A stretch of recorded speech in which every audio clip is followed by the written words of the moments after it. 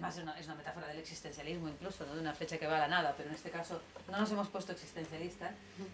Y por lo tanto es una metáfora de la vida y como tal, una vida con la que hay que tener cuidado, hay que saber hacia dónde se dirige, hay que saber que tiene poder sobre los demás y que tiene poder de hacer daño, pero de hacer el bien y de hacer el mal, ¿no? Y que eso es algo que se elige. Y queda muy claro en Haru, ¿no? Es decir, la elección entre el bien y el mal, la responsabilidad de nuestros actos y la responsabilidad de nuestras elecciones queda muy claro, de la misma forma que queda claro, ¿no? Que, sí. Y por otra parte hay una cosa que tiene mucho que ver con mi sensación respecto de la literatura, y es que dicen que en el tiro con arco llega un día en que el arquero se fusiona con el arco, se fusiona con la cuerda, se fusiona con la flecha, se fusiona con la diana, se fusiona con el aire que transporta la flecha hacia la diana, y en ese momento de fusión, sin hacer nada, ocurre lo que tiene que ocurrir, y es que la flecha va.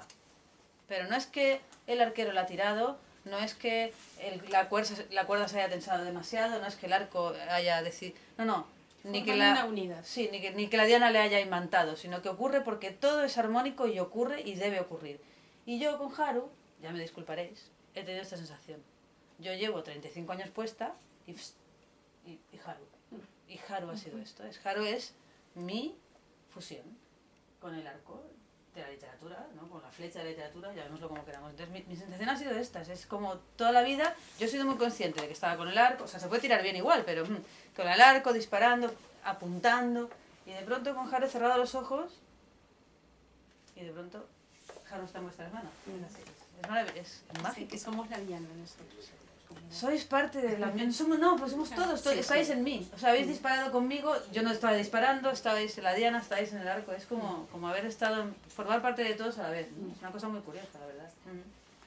Y que termina siendo un acuerdo entre mujeres, ¿no? Porque es la madre, al morir, o cuando vaya a morir, habla con su amiga, con su maestra, que forma parte del dojo del arco.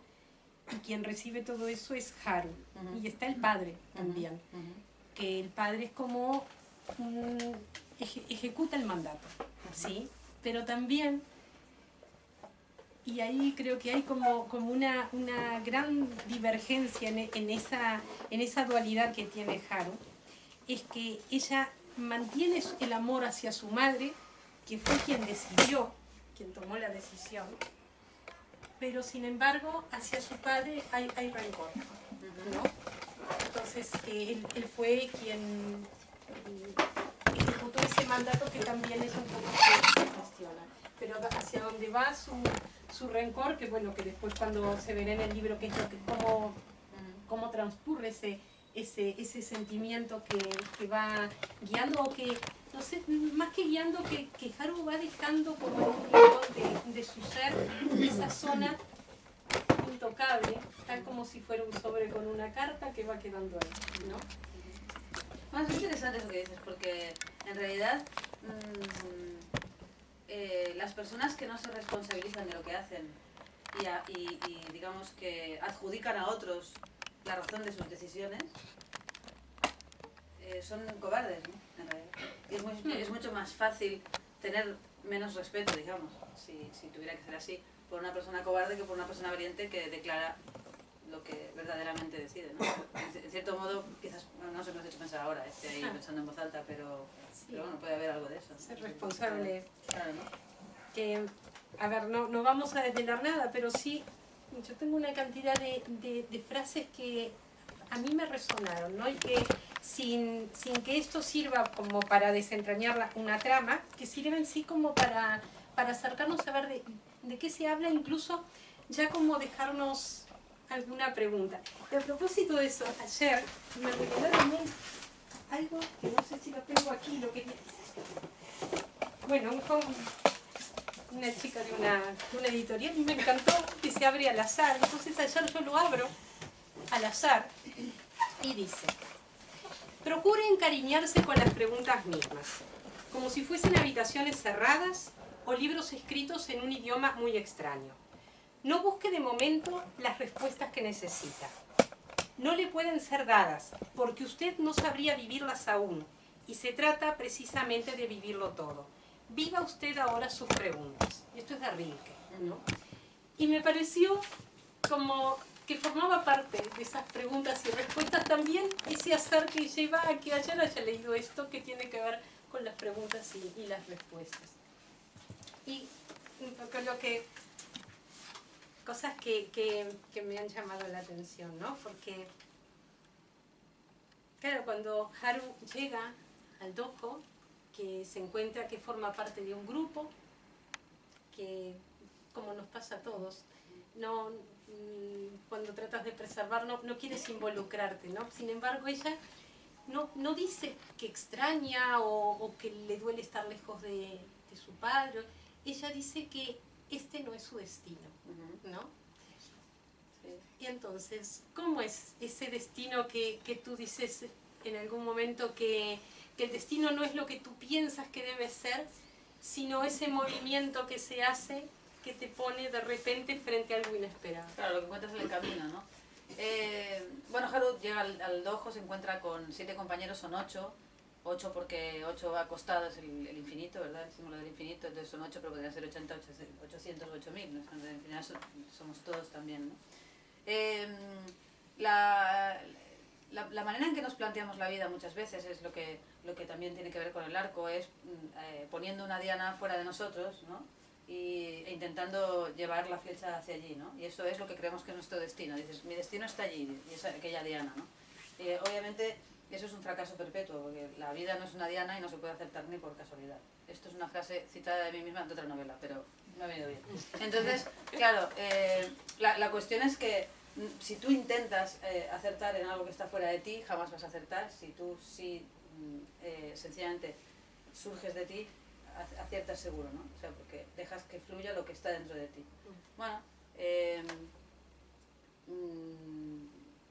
Haru está llena de prejuicios, ¿no? Está llena de prejuicios que son los que nos hacen pensar que nosotros merecemos otra cosa, que nosotros deberíamos vivir otra cosa, que nosotros estamos todo el día pensando en las alternativas que no son la vida, ¿no? Que no son el aquí y el ahora. Y eso es lo que nos hace infelices, profundamente infelices, porque sufrimos justamente por los trechos que nos separan de lo que nosotros imaginamos, que deberíamos ser, que deberíamos tener, en lugar de observar lo que somos y agradecer lo que tenemos, ¿no? Agradecer lo mucho que nos da la vida, pasando por alto lo poco que nos sabe o no puede darnos, ¿no? Es decir, que en cierto modo Haru, con esos prejuicios, dice, este no es mi sitio, pero solo porque tiene un prejuicio que no le permite observar dónde está y apreciar ¿no?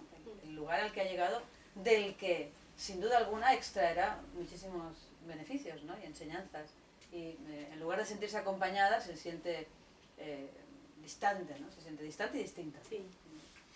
Porque además este no es mi destino no lo dice solo ella. O sea, de ese grupo que se está formando, o sea, muchos o algunos de los que participan reconocen que ese no, o entienden, piensan que ese no es su destino. Y que es interesante porque cuando tú hablas de alguien, hablas de dónde viene, como si también formaran parte como de esa flecha que viene desde atrás, y están los padres de uno que eran samuráis, los padres de otro que bueno, tuvo esa decisión en procura de su dignidad, o los que eran cocineros, o sea que cada uno de los que está en ese lugar que coincide en ese momento, se entrecruzan sus vidas, también vienen de una historia de atrás, y la mayor parte de ellos de unos padres que querían también que sus hijos lograran o transitaran ese aprendizaje en el dojo, ¿no? Y se les nota el lugar del que vienen, ¿no? Es decir, que todos ellos, en cierto modo, vienen marcados por una serie de improntas, ¿no? de aprendizajes también, que hacen que se muevan condicionados por esos prejuicios aprendidos, ¿no? Es decir, que de alguna manera esa escuela les tiene que servir para llegar a sí mismos, ¿no? En definitiva, la escuela del tiro con arco va mucho más allá de ser la escuela del tiro con arco, puesto que lo que se aprende no es solamente o no precisamente lo más importante el tirar con un arco, sino el poderse proyectar uno mismo hacia su propia vida, ¿no? Es decir, el poder llegar a ser quien eres, ¿no? Que, de hecho, ser quienes somos es lo único que podemos hacer en este mundo. o lo único que hemos venido a hacer en este mundo. Es que lo ridículo es que no nos demos cuenta de eso, digamos, prontito, ¿no? Tardamos unos cuantos años. Hay gente que tiene muchos años y, ¿no? No nosotras, que tenemos pocos, pero la gente... no, pero la gente que tiene... No, pero es verdad, o sea, en definitiva, darte cuenta de que el gran tesoro que tiene la vida es que te puedes convertir en ti, seas quien seas, eso es. Eso es magia pura. Pero para darse cuenta de eso, que parece una obviedad y parece muy sencillo y todo decimos, sí, pero o sea que... Entonces, esto que es tan... justamente eso es la escuela de tiro, ¿no? Comprender qué es el tiro, comprender qué es el disparo, comprender qué es la diana de la vida, ¿no? Entonces, yo creo que ahí justamente la evolución de esos personajes, que a mí me gusta especialmente el hecho de que no se quedan en el dojo, sino que los acompañamos a través de Haru, ¿no? De toda la novela, y no es solamente Haru la persona de la que conocemos, digamos, la evolución, sino que de varios de sus compañeros, por no decir de todos, conocemos hacia dónde van y en qué han convertido sus vidas, dependiendo de lo mucho que se han acercado a sí mismos o de lo mucho que se han alejado de sí mismos, es decir, de lo mucho que han considerado que ser es más importante que tener o tener que ser, ¿no? Y no hay juicio, es decir, cada personaje llega donde llega sin que la novela los juzgue, eso está claro, ¿no? O sea, en todo caso el lector se puede sentir o no, o la lectora identificadas, pero eso es algo que se procuraba en el sentido de que no... Sí, que es algo además que dejas en ese sentido, que es como el eje de la novela. Primero el tema del tiempo, ¿no? Que tú vas leyendo y claro, el tiempo transcurre y hay una percepción del tiempo como que de repente, pero que pasaron 20 años, ¿no? O sea, esa sensación de la vivencia del tiempo que en alguno de los párrafos del libro hace esa reflexión, ¿no? Sobre ese camino que son unos metros, que se puede andar en 5 minutos, en media hora o en medio día, y que tú vas a lograr realmente ese conocimiento o esa tranquilidad, en la medida que tú puedas enlentecer tu caminar.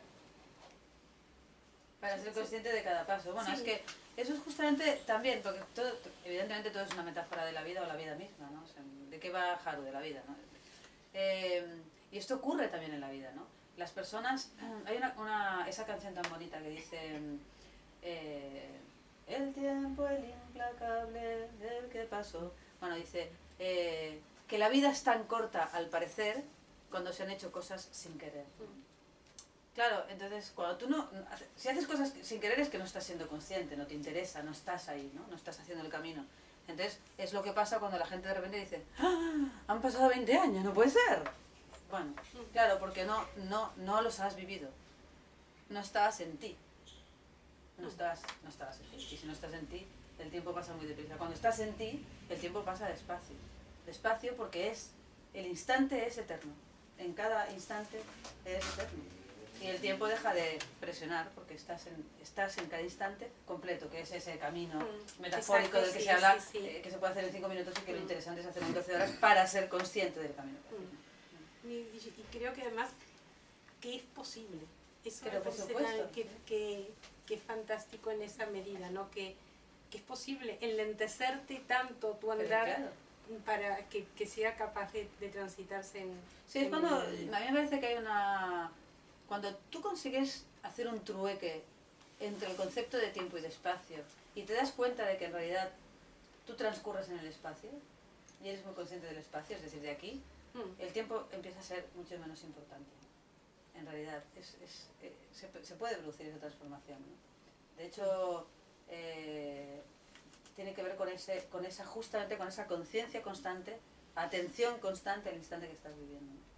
Entonces, claro. Pues esa lentitud que hoy me lo preguntaba, ¿no? Porque el libro, en la contraportada, dice: después de leer la historia de Haru, leerás tu vida de otra manera. Entonces yo me quedé pensando, ¿por qué leerás tu vida de otra manera y no vivirás tu vida de otra manera? ¿No? Y pensé, bueno, la diferencia es el verbo y la diferencia implica una actitud, porque para leer una de las cosas que se requiere es detenerte, ¿no? O sea, parar, O sea, tú puedes leer de repente y en ese vértigo que vivimos, puedes leer un cartel publicitario caminando o en el coche, pero no puedes ponerte a leer un libro, un texto que implique reflexión. Entonces pensaba si eso tiene que ver, o sea, si tiene algo que ver con el detenerse, con... Tiene que ver, pero también es verdad que tiene que ver con lo siguiente. Vivirás solo sería un verbo de futuro. Y leerás implica el pasado, el presente y el futuro.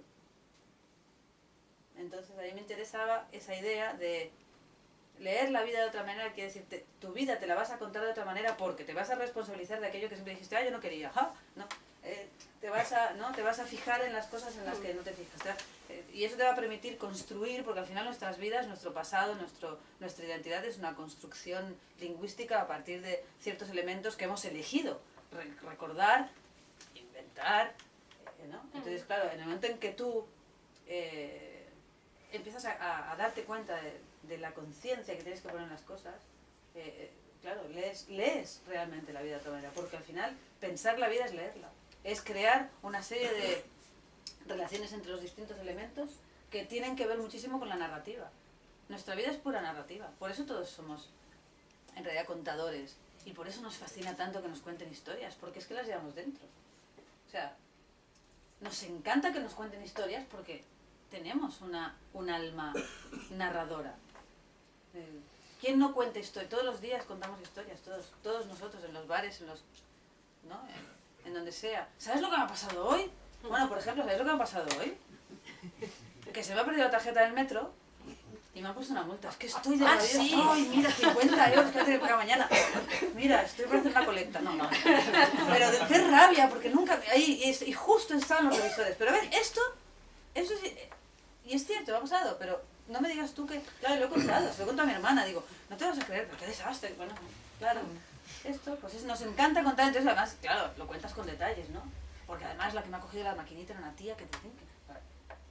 Claro, nos encantan las historias porque con esas historias, lógicamente, revivimos emociones y comprendemos emociones, ¿no? Por eso es fascinante la literatura. Piensa que esos 50 euros los puedes amortizar escribiendo un cuento. Sí, y entonces... claro, qué piola. Mira vos. Ahí está. Sí, no, pero le dije a mi hermana, no me regalarías 50 euros esta noche. Me dijo, no, digo, bueno, bueno, sí, no le gustó la idea, no sé por qué. Bueno, a ver, ¿qué otra pregunta que vamos tirando en estas no preguntas que podemos hacer? Dice, una pregunta bien hecha lleva la respuesta en la espalda de la misma forma que un caracol lleva su caparazón. Es que ahí yo me lo pregunte, porque es como decir, bueno, entonces ¿hay solamente una respuesta para cada pregunta? No, lo que pasa es que una pregunta bien formulada ya es una respuesta. Claro, porque en realidad cuando tú llegas a la pregunta, sabes. Y por eso puedes formularla bien, ¿no? Eso es lo interesante, ¿no? Quizás ahí está la raíz de lo que decías al principio, no hacer preguntas o hacerlas adecuadas. Claro, que lo interesante además nunca es la respuesta, siempre son las preguntas, ¿no? Precisamente porque son lo que abre una puerta, ¿no? La respuesta teóricamente la cierra, entonces lo que verdaderamente interesa para explorar, para seguir, para tirar, es crear la pregunta adecuada, que te va a llevar por un camino adecuado. O sea, la pregunta es el camino, ¿no? No que la respuesta es cierra el camino. Justo, no hay una sola respuesta, pero hay muchísimas preguntas, ¿no? Y esas son las preguntas que te pueden ayudar a... Hay una preciosa frase que yo siempre uso mucho de una escritora maravillosa estadounidense que se llama Grace Paley, que dice, la verdad, cuando encuentra su nivel, flota. Es buenísima. Qué pedazo de frase, ¿no? La verdad, cuando encuentra su nivel, flota. Claro, no antes. Pues la pregunta, cuando encuentra su nivel de conciencia, flota. Entonces, ese es realmente lo que necesitas saber, ¿no? Pues, bueno, cuando se vence se gana la posibilidad de perder. Eso me parece muy interesante. Claro. Porque, bueno, a ver si vale también lo contrario, ¿no? Que cuando has perdido tanto, lo que te queda es la posibilidad de ganar, ¿no? Digo, no sé si eso es es unívoco, si puede utilizarse. Bueno, a mí me parece que lo interesante de perder es aprender, ¿no? Bueno, eso me parece genial. Claro. Que desde ese momento que lo leí, lo uso con mucha frecuencia. Ah, muy bien, me gusta. A veces ¿Pero se gana visitas? y a veces se aprende. Pues no, pero Claro, es muy bueno eso. Claro. Sí, A veces sí. se gana y a veces se aprende. Por eso digo que que perder, que está tan mal visto, ¿no? Porque esta es la sociedad nuestra, bueno, ya sabemos que ahora no vamos a ponernos en este plan porque ya sabemos lo que es la sociedad nuestra, pero lo cierto es que perder es un espacio de soledad en la que verdaderamente te puedes expandir, ¿no? En donde en donde has perdido puedes expandirte. Y ganar no te expande. Ganar te encajona. Entonces, claro, cuando ganas, claro, puedes perder, ¿no? Pero cuando pierdes, puedes aprender. Son cosas distintas. O sea, mejor perder, digamos.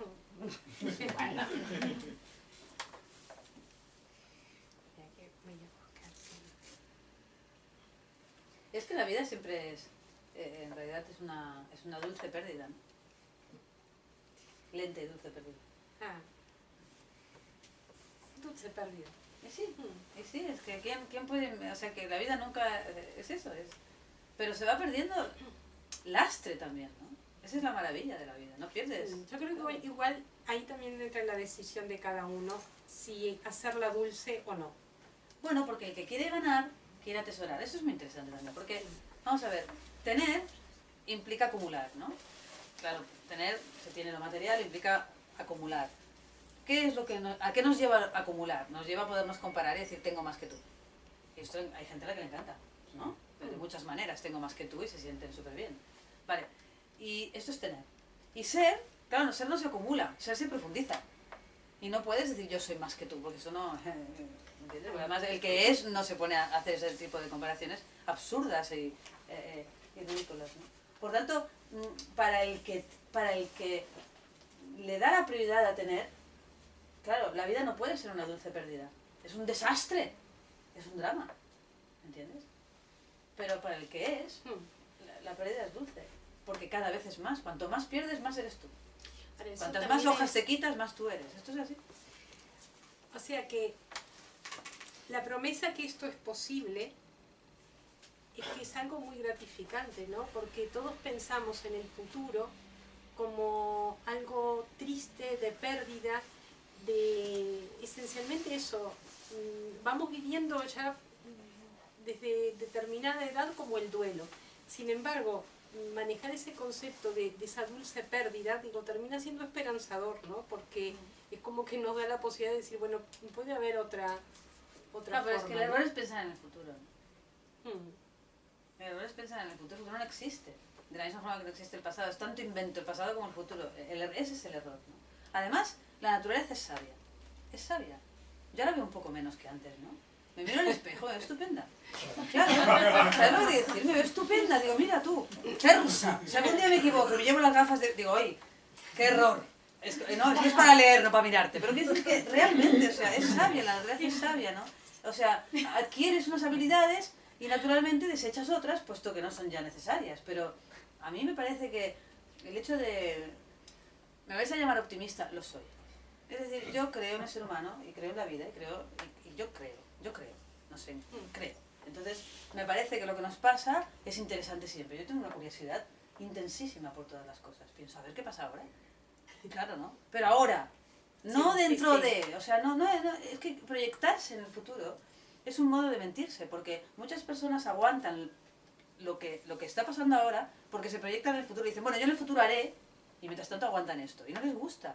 Bueno, De la sí, misma hay una- forma, sí, sí. claro, que la gente que está Es anclada en muy el cristiano pasado... eso también, de pensar Sí, que sí. la recompensa va a venir Sí, después de la sí. muerte, ¿no? Y Bueno, por eso eso estamos en son una... muy listos esos que los del Vaticano. Pero los que viven en el pasado, ¿no? Que viven en el pasado justificándose, es que esto que me pasa, pues porque el pasado no me quería, ni mi mamá, ni mi papá, y uy, oh, ah. ¿Por qué viven en el pasado? Porque no les gusta su presente. Entonces, tanto quienes viven en el futuro como quienes viven en el pasado, es porque no les gusta su presente, pero nadie quiere pensar que no le gusta su presente. Entonces se proyecta hacia el pasado o hacia el futuro. Gran consuelo. Pero eso hace que de repente te hayan pasado 50 años y no te hayas dado cuenta. Pues Sabes que me encanta que hayas dicho lo del espejo, porque te juro, pero te lo juro que lo pensé hoy. Me miraba y decía, bueno, yo voy perdiendo la vista, pero en realidad Miguel tiene la misma edad que yo y también está perdiendo la vista. Más de mucho, Claro, que nos vamos a mirar mutuamente. Claro. Así, y más o menos la gente con la que uno está, más o menos todos estamos en la Sí, misma totalmente. situación. Hay que relacionarse con gente de la edad, digamos. Ahí está. En general, ¿sabes?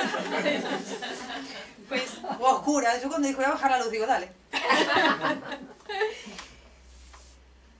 yo te voy a decir qué es el párrafo, y este sí voy a contarlo, ¿no? Que Ok. es un solo párrafo del libro, Ok, es... que, tú eliges. no sé, simplemente voy a hacer referencia a esa pelea que hay entre dos del dojo, porque tiran al arco y los dos piensan que hay uno que acierta, una flecha que acierta el blanco y otra que no. Y todos piensan que son los que acertaron, los que dieron en el blanco, los dos que tiraron. Y está esa discusión que es capaz de ir a la violencia, ¿no? Y Haru dice, bueno, es que aquí lo que no importa, porque la verdad no importa. Y le pregunté, ¿por qué no importa la verdad? Y ella dice, aquí la verdad no le interesa a nadie. Y dice dirigiéndose a la maestra, les he contado que ayer por la tarde, justo porque mi práctica de la mañana había sido horrible y estaba llena de rabia, vine al yajo y empecé a tirar una vez tras otra hasta que una de las flechas se clavó en la diana. Y por mucho que insisto, nadie me cree. Conclusión, no les interesa la verdad. Y la respuesta es, querida Haru, Mitsu la coge por los hombros e inicia el regreso hacia el dojo. El hecho de que te resulte de tan vital importancia relatarlo y convencerlos demuestra que fue pura casualidad. Cuando no lo sea, no necesitarás testigos. Bueno, vamos al comedor. Y eso me pareció, no sé, de las cosas que más me gustaron del libro, ¿no? Porque vivimos eso, en mostrar todo, y particularmente ahora que estamos viviendo en un mundo esencialmente de imagen, que es todo lo que se ve y todo lo que puedes demostrar, y que el éxito es en tanto los demás vean qué triunfador eres, ¿no? Cuando de repente el éxito debería ser qué tanta paz tienes dentro, ¿no? Que no tienes que preocuparte por eso. Y por eso me parece interesante esto, ¿no? Lo que cuando no sea casualidad, no vas a tener necesidad de salir a contarlo a los demás, ¿no? Claro. Porque va a ser algo que forma parte de ti. Claro, esto lo hablábamos hace un rato ahí dentro, en el club de Alma, ¿no? Que decíamos, claro, cuando las cosas son por sí mismas y no tienen un objetivo ulterior, son genuinas. Cuando el objetivo es ulterior, es decir, que te admiren o que entonces ya no son genuinas y por lo tanto ya no tienen lo que está diciendo la maestra, ¿no? Entonces, eso tiene muchísimo que ver, naturalmente, con lo que es genuino, ¿no? Es decir, es la diferencia entre compartir o querer ganar, ¿no? O adquirir, ¿no? Sí. Claro, de todos modos, justamente en los últimos tiempos, a causa de Haru, que algunas personas han querido bautizar como éxito, por mi parte, me han hecho pensar mucho sobre el éxito. Para mí el éxito es seguir siendo escritora a pesar de todo, ¿sabes lo que te digo? Para mí el éxito no es esto donde estoy ahora, ni mucho menos. Es mirar hacia atrás y ver lo que he aguantado. Eso es el éxito. Lo que he resistido, ¿no? Para mí exactamente el éxito nunca es la diana, sino el trayecto, ¿no? Hacia donde... y creo que es muy interesante darse cuenta de eso, ¿no? De que en realidad el éxito es seguir en el día a día. Es el camino que plantea, claro, ¿no? Es el estar atento a cada día, no al objetivo, no porque el objetivo. Porque el éxito entendido así quiere decir que tú tenías un objetivo. Y ya le quita lo genuino. Claro, pues, es decir, si alguien considera que esto o aquello o lo demás allá es un éxito, es que considera que alguien quería llegar hasta ahí. Y no, porque si la vida es sorpresa y la vida es día a día, no hay un lugar al que llegar, vas llegando a donde llegas, pero lo que tiene es mirar hacia atrás y decir, mira el camino que he hecho, ¿no? sí, bueno, que también eso vivimos en una sociedad que también va poniendo metas, ¿no? Claro, eso, claro. Dianas, Sí, ahí está. Dianas externas. Y es interesante porque ese camino que tú planteas con Haru, ese camino que ella inicia sin desearlo, porque ella lo que quiere es rápidamente regresar al hogar, a un hogar que tampoco es el que ella tenía, porque su madre murió, ¿no? Pero ese camino que empieza y que lleva años y años, implica también volver, ¿no? Y que también es esto, yo lo vivo también como una metáfora de cuando tú te vas separando también de tus padres, de esos padres que también nombras en cada uno de los integrantes del Soho, y que más allá de los deseos de los padres, ese camino ya se inició, y hay una fase en que uno se desprende de eso, claro, y empieza a construir su propio camino para después volver desde suyo legado, ¿no? Y es un poco lo que necesita también hacer Haru, ¿no? Entonces ese camino cíclico que me parece muy interesante, ¿no? Claro, que hay que volver para poderse marchar, ¿no? Como dice, sí, ¿no? Sí, en cierto sentido son viajes distintos, ¿no? Sí. El momento en el que te vas por primera vez y el momento en que te vas después de haber vuelto, ¿no? Cuando te vas, porque realmente haber vuelto implica el conocimiento que te permite elegir irte, ¿no? Elegir, al final elegir es una cuestión absolutamente vital, porque tenemos una sociedad también, hoy estamos poniendo a caldo a la sociedad, pero bueno, no sé por qué, con lo maja que no. es, pero en la sociedad actual en la que en general se considera que lo mejor es tenerlo todo, y si pensásemos 5 minutos seguidos nos daríamos cuenta de que todo es igual a nada, porque no es lo mismo todo que nada, es decir, es no elegir, el compromiso es elegir. Y elegir es elegir lo que sea que eliges. Y para elegir tienes que conocerte, claro. Y cuando eliges, eso es lo interesante. Eso es todo. Cuando eliges. No es todo antes de elegir. Es que es cuando has elegido que eso se convierte en todo. Y cuando has elegido y eso se convierte en todo, eso eres tú. Y eso es otro milagro. Claro que hay algunas partes en Haru que expresamente, o sea, explotan muchísimo esa idea para hacerla llegar, bueno, que el episodio del zapatero y todo eso es fantástico. Que yo creo que aquí muchos lo hemos leído, entonces me parece de abrir el juego, que quien quiera comentar, que quien quiera dar su punto de vista, que quiera preguntar a Flavia, está aquí, y bueno, que no sé si te parece. Sí, por supuesto, claro, estoy ansiosa. Pero uno por uno. Sí, pues si no. Yo lo leí hace tiempo, la verdad me encantó. La verdad es que es una de las novelas que he leído que más me ha gustado. Y coincido con Flavia, al menos en la lectura, ese sentido del fluir en la lectura. Ella hablaba como cuando la escribió, fue como un fluir, ¿no? Eso que pasa por ti y tú solo estás allí, ¿no? De alguna manera. Y realmente sentí esta sensación, me gustó, me encantó. A mí me gustan mucho los haikus y bueno, fue como un largo haiku. Qué bonito, un largo haiku. Sí, sí, claro, un largo, sí, seguro. Sí, son muy breves, pero la sensación eso de que había las palabras juntas y construidas de la manera justa. Tuve esta sensación, ¿no? Muchas gracias.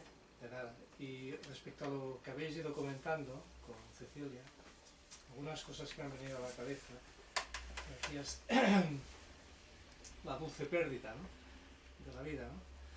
De alguna manera, si tú eres lo que decías, lo que tenías que llegar a ser, lo que ya eres, ¿eh? Cuando vamos descubriendo lo que ya somos realmente, también tengo la sensación que no pierdes nada, porque lo que eres nunca lo puedes perder. Es así. Y el tema de la verdad también es una cosa que a veces pienso, porque tendemos siempre a juzgar, a criticar, a prejuiciar, ¿no? Y cuando un poco sentimos alguna verdad auténtica, como decías también, no la tienes que defender, porque realmente la verdad no necesita ser defendida. Yo me pregunto a veces cuando defiendo algo, digo, bueno, eso es que no será tanta verdad. Porque si lo tengo que defender es que no lo siento con suficiente fuerza. Luego ya digo, la novela tiene cosas muy, muy interesantes, la parte del maestro, de la maestra, el maestro y esa jerarquía que parece que debería ser una jerarquía del tener, te das cuenta de que es una jerarquía del ser. Claro. Y Del desposeer, ¿no? el más sabio es el que se conforma simplemente con ser y descubrir cada instante, ¿no? Lo que decías un poco. Bueno, porque al más sabio se lo premia con la invisibilidad, ¿no? Es un premio inesperado, claro, según nuestra forma de percibir y de ver, claro, y de ver el mundo, ¿no? Que es eso que decíamos antes con lo de la fecha, la invisibilidad, ¿no? El ser capaz de ser sin que nadie te vea, ¿no? Sí. Y por lo tanto ser capaz de observar sin ser observado. Eso es ser invisible, Sí. ¿no? Eso es un gran poder, ¿no? El gran poder. Y observar desde el disfrute. No, claro. Pues nada, agradecerte que lo hayas escrito, que has vehiculado este fantástico libro, que lo tengo muy subrayado. Y tengo ganas de volver a leer, o sea que muchas gracias. No, a ti gracias, de verdad.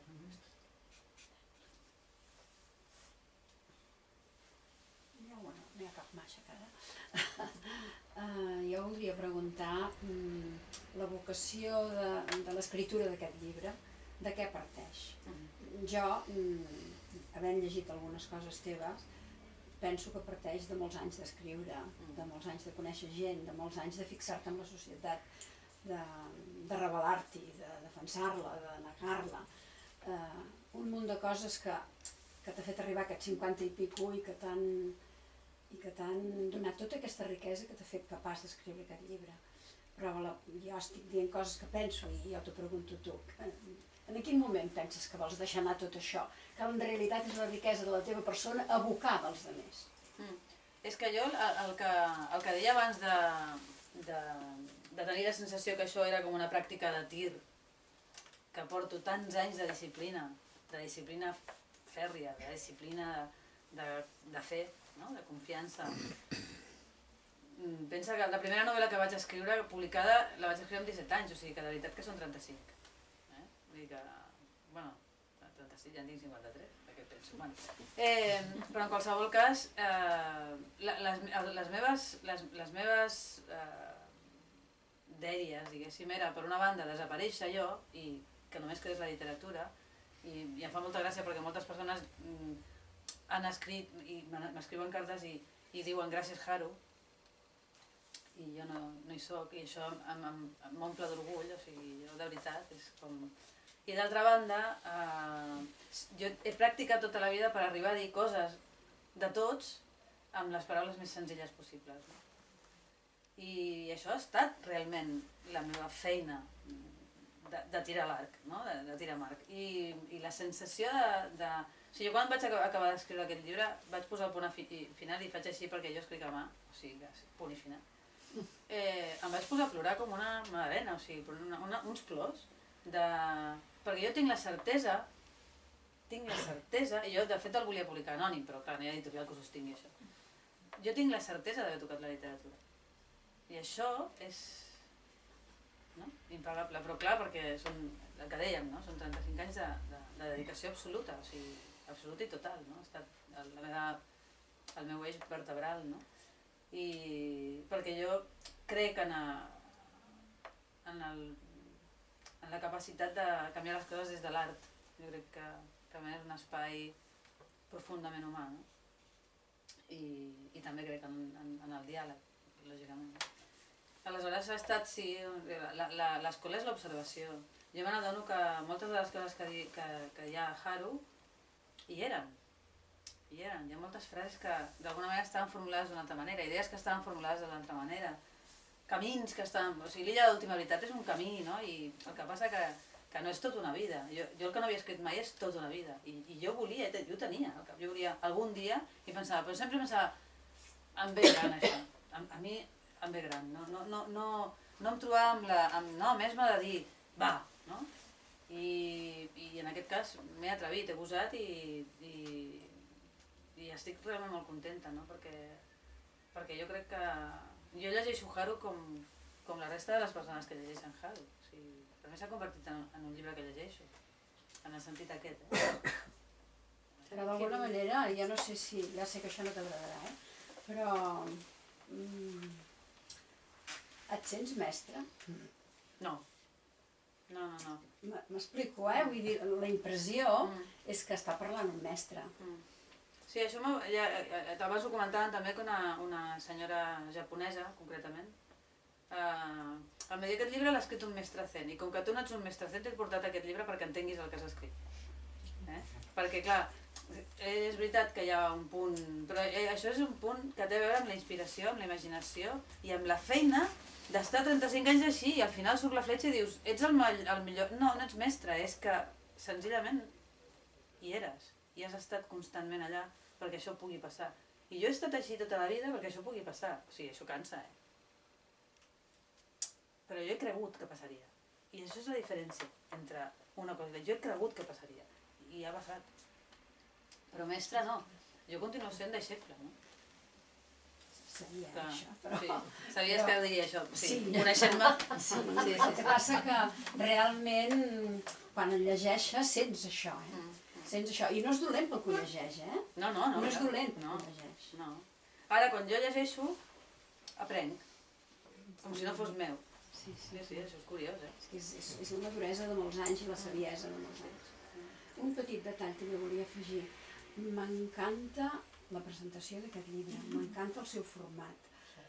Convida a anar a poc, convida a la lentitud que després explica.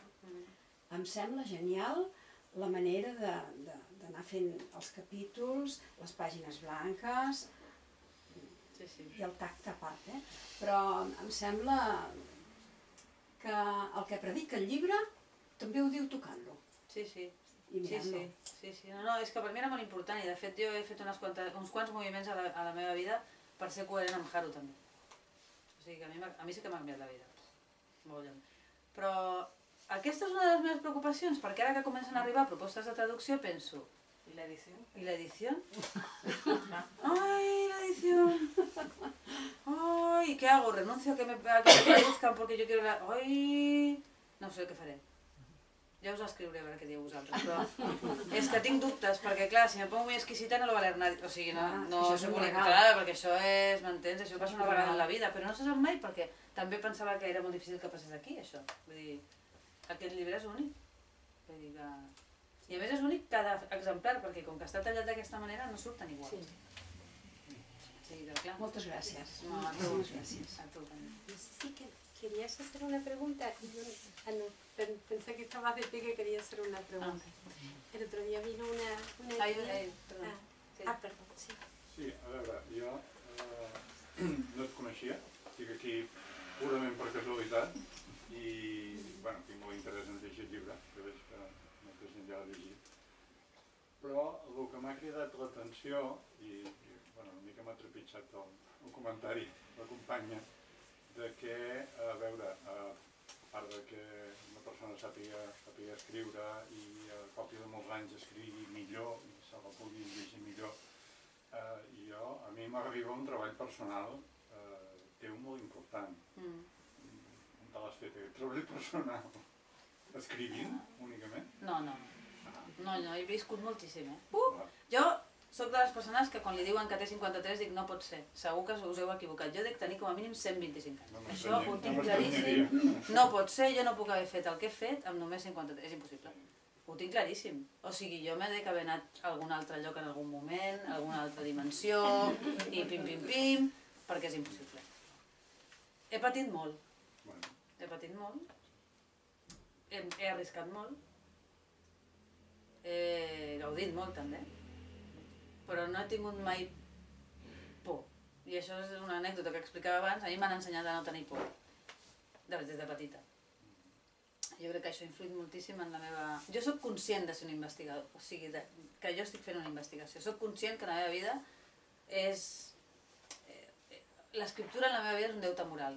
I jo moltes vegades he escollit incomoditats precisament perquè aquest deute moral em porta a investigar coses que d'una altra manera no hauria... O sigui, jo no m'he acomodat mai. I de fet trobo que ja ho tinc difícil, això d'acomodar-me, no? I sí, és una feina... És una feina d'autocrítica, és una feina de... no? D'observació, d'intentar posar-te en el lloc de l'altre i de molt d'amor. Yo soy como mi abuela. Yo soy como mi abuela. Mi abuela decía, es que yo a la gente la quiero, Flavia, ¿qué quieres que te diga? La quiero, yo a la gente la quiero, no sé, yo la quiero, los veo a la calle, los quiero. Y claro, yo también los quiero todos, yo los quiero todos ustedes, los quiero, ¿qué quieres que te diga? Es así, los quiero, no sé, me sale del alma, no sé. ¿Tu abuela la del caracol? Mi abuela la del caracol. La del caracol, claro, la del caracol en la cocina. No sé, jo tinc una cosa, o sigui, jo sento els éssers humans tan propers que clar, de vegades m'he fotut unes hòsties que, clar, perquè hi ha gent que diu, proper. No, però, ¿sabes? Y esto del amor, de la comunión, del sentir al otro cerca, no? O sigui, clar, és essencial. I això ho he après de la meva àvia, que per cert és la inspiradora del personatge del Tame, pels que heu llegit el llibre. Jo tenia una àvia... Esta sí que era una mestra. Jo tenia una abuela sàvia. Mestra total. Bueno, però no era mestra, era una persona que havia anat a l'escola fins als 12, però... No vol dir res, eh? No, precisament per això ho dic, no? Però era una mestra absoluta. Qualsevol persona que s'acostava amb ella quedava com... Aquesta senyora, tu, no? De ella aprendí a dejarme las canas y no teñirme. Però no és normal sentir una escriptora, un escriptor parlant de ser, parlant d'estar present, parlant d'una cosa que té una altra dimensió. Llavors t'agraeixo. Clar, jo he escollit la literatura perquè em fascinen les històries i el meu avi i la meva àvia m'explicaven històries de petita i deu ser això també, no? Però de fet jo recordo que als 15 anys, a mi m'agrada molt escriure ja de petita, clar, però als 15 anys li vaig preguntar a una professora de literatura si ella concebia la literatura filosòfica o la filosofia literària, no? Li vaig dir com dient, a mi és això el que m'agradaria escriure, no? És a dir, que jo tinc una sensació de servei que sé que he anat polint perquè, clar, és molt difícil arribar a fer de la literatura, sense que deixi de ser literatura, un servei, no? I això és una lluita, perquè clar, la frontera entre una cosa i l'altra és molt complicada, no? Un servei en el sentit més ampli de la paraula, no? Hi havia algú que em preguntava, i d'alguna manera això no frega l'autoajuda? I dic, no, de cap manera. Dic que això és com dir-li, no sé, a qualsevol literatura clàssica, no? Que les bones literatures sempre ajuden, és que això, no? És a dir, clar, o sigui, Dostoyevsky per mi m'ha ajudat moltíssim, el Fiodor. Sí, o sigui, m'ha ajudat moltíssim. Clar, perquè t'ajuda a viure, t'ajuda a comprendre, t'ajuda a... ¿no? Es que yo creo que eso se percibe porque ha venido gente que lo leyó y ha venido a comprarlo para regalar. Bien. Porque les parece que está bien que determinada persona, es como darle la posibilidad de que pueda descubrir algo, Sí. que eso le pueda ser de ayuda. No, s'ha creat una comunitat, Haru. Es brutal, no, en serio, en Yo te serio. pregunto, ¿tú estás preparada para ser madrina de Harus? Porque yo creo que una chica el otro día pensó que ponerle Haru a su hija, ¿no? Bueno, en mi pueblo hay varias gatas ya, Entonces- pero sí, de niña todavía no, pero bueno. Hay varias gatas, pero en un momento dado. Ah, sí, además pasó un milagro. Mira, no, esto es muy bueno. Resulta que había una chica que compró Haru y entonces con su hija, una niña de 12 años, decidieron poner Haru a la gatita que iban a tener, ¿no? Entonces, bueno, adoptaron a la gatita, monísima la gatita.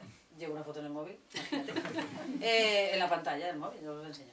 Y bueno, le pusieron Haru y entonces la niña se fue de colonias, ¿no? Y la madre llevó a Haru, gata, al veterinario. Y entonces el veterinario dice, oye, te tengo que dar una mala noticia. Y dice, ¿qué mala noticia? Dice que no es gata, es gato. Dice, bueno, pues vamos a poner otro nombre. Y entonces, pum, le ponen Zeus. Vale, pues Zeus, vale, Zeus por aquí, Zeus. Entonces la niña vuelve de colonias y le dice, se llama Zeus ahora, y dice la niña, ¿no? Y la niña estaba súper disgustada, yo quería que fuera Haru, quería que fuera gata, quería que fuera Haru, quería que fuera gata, que fuera... Al cabo de una semana vuelven al veterinario y volvía a ser gata. Y se llama Haru, es buenísimo. O sea, ¿entendéis? Es la fuerza del deseo. Que sí, no me digas, porque no es transexual la gata. No es transexual. Iba a decir la operaron, ¿no? Y ahora se llama Haru, otra vez. No me digas que no es buenísimo. Es que no daba crédito. Estamos enfermos. Que lo importante es el ser, no tener...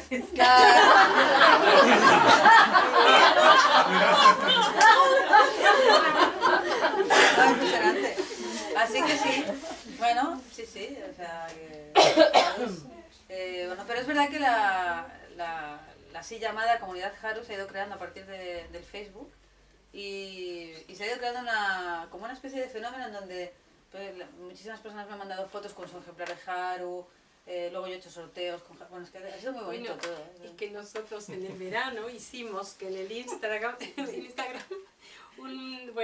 con un hashtag que era Yeshir en vacanzas, creo, bueno, una cantidad mandaron su foto leyendo Haru. ¿Ves? Sí, hay algo ahí, sí. Y una librería, por ejemplo, de Zaragoza, la librería París de Zaragoza, les ha gustado tanto el libro que han decidido que lo va a leer toda Zaragoza. De hecho, está en Zaragoza en los más vendidos todo el tiempo. Pero les ha gustado tanto que han fabricado un lápiz que dice Haru, librería París. Y lo regalan con Haru, pero lo hicieron ellos, digo que, ¿no? Bueno, Haru, librería París. No, porque buenísimo. además están invitando a que se subraye. Sí, ¿no? claro. ¿No? Sí. No, esto viene también de una librería, además con los libreros, ¿no? ¿Cómo se ha ido? Esto viene de una librera de Valls que dijo, digue'ls als de l'editorial, la Júlia Roig, digue'ls als de l'editorial que facin, per favor, un llapis que vingui amb el llibre perquè aquest llibre s'ha de subratllar. Sí. Y hay una anécdota muy buena. Un niño de Valls, que tiene un blog, un niño de 13 años, leyó Haru, le encantó, y entonces en su blog de niño decidió recomendar Haru, ¿no? Entonces dice, esta lectura es muy adecuada para niños a partir de 12, a partir de 12 años, a los que les guste pensar. Imprescindible lápiz para subrayar. Muy bien. Un niño de 13 años, es buenísimo. Un niño de 13, me encantó lo de a partir de 12. Los pequeños también pueden. Sí, no, es la verdad que muy bonito, porque le ha dado gente, ya ves, de 12, 13 años y personas de 90 y tengo una interlocutora que tiene 94 años, absolutamente maravillosa en Valls, concretamente. Sí. Bueno, Julia mandó un mensaje a través de Facebook y mucha suerte para la presentación. Mira, pues lo hemos tenido todo. Así que le hemos tenido. Sí. Y yo creo que habría que aprovechar que Flavia está aquí y que si ustedes cuando hayan los que ya lo leyeron o quien no lo ha leído todavía y que piensa que puede ser un buen regalo de Navidad para alguien, que ya lo puede sí, pero que se lo van a llevar firmado, ¿no? Entonces que no es menor eso, ya irte preparando el regalo de Navidad con el libro. Hoy que trabajo, porque además sabéis que yo nunca repito dedicatoria. Esto es tremendo, porque claro, se me pone el cerebro a una velocidad, ¿no? Para poder hacer dedicatorias, porque claro, no, me sabe mal ponerle a una persona lo mismo que a otra. Y dice, hombre, no. Y así que, sí, esta es muy graciosa, la Julia Sí. Me manda cajas de libros para que las dedique sin nombre. Entonces, a ti. Vale, y entonces las manda con uno, que baja la rápida de vez en cuando, yo vivo entre aquí en la rápida, ¿no? Baja con uno y me trae unas cajotas así y me dice, la Julia, dic, vale. Y ya me pone un sitio de venga. Y entonces luego me va mandando mensajes de, només me'n queden 4! Aquest matí ja me'n 3! Bueno, és total. És brutal, és que, no? És una cosa molt simpàtica. Sí. Bueno, doncs escolta, mira, moltes gràcies, de veritat, estic super a gust. Bueno, que estamos presentando Haru, pero que has hecho tu libro, tu poema, que... Sí, hay un último, ¿no? Aquí. Bueno, ese es el esqueleto de Haru. ¿Sí? Bueno, es el esqueleto posterior. O sea, que decir que es como sí, La esencia. la base, ¿no? El poema de Haru. O sea, ¿no? Sí, El sí, poema sí, de... Voy a leer un trocito y así no presentamos, sino que los dos leo y ya. Uy, no veo. No, sí, un poquito. Bueno, por el principio, mejor decir. La palabra no sabe antes que yo comprenda, ni veo yo nada antes que ella me encuentre. Es un pacto. Como el establecido entre cuerpo y aliento, entre camino y paso, entre todo y parte, me desplazo por el cable de acero y su alma, la del cable sostiene la mía. ¿Visto? Y no visto. Es muy veloz el viaje. Cojo un lápiz y un compás y una escuadra y hasta un cartabón. Dibujo un mapa. El que me precede no sirve para orientarme. Levanto la vista por encima de los ojos. Me giro deprisa antes que nadie pueda adivinarme. Descubro y después digo. Sigo. Un pie calzado y el otro no. No miro hacia abajo ni hacia atrás, solo a un punto. Muy cercano, tan cercano que parece este mismo. Y este, y este, y este. Como si no me moviera, avanzo. De esa forma, la forma de estar aquí y de estar ahora, que estoy aquí con las palabras puestas, como camisas y como sombreros, como guantes en una mano, en la otra no, en la otra hojas y tinteros.